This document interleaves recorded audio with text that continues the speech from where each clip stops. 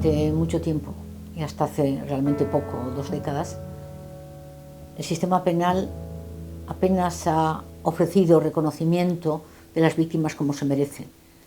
Intervenían básicamente como testigos, y como testigos se les forzaba a dar toda la información, a veces con escaso respeto a su sufrimiento. Afortunadamente, hoy nos encontramos en un estadio bastante más avanzado, donde las reclamaciones de lo que las víctimas merecen, que es la memoria, la dignidad, la verdad y la justicia, se ha colocado en el centro de las políticas, de las decisiones sobre la reparación de la víctima desde la perspectiva legal. La Ley Integral de 2011 de reconocimiento y reparación a las víctimas del terrorismo así lo hace. Impresiona ver en su propio texto, en la exposición de motivos y en su artículo principal, este reconocimiento a verdad, dignidad, memoria y justicia,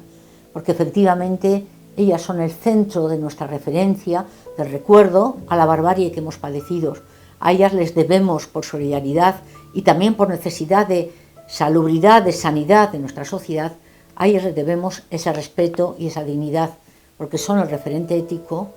son el objeto de nuestra solidaridad y son la garantía, en su recuerdo, del nunca más del terrorismo, del nunca más de la frialdad y del desprecio o del menosprecio a las víctimas de terrorismo, igual que a las víctimas de otros delitos. Y ahí la sociedad tiene un papel muy importante.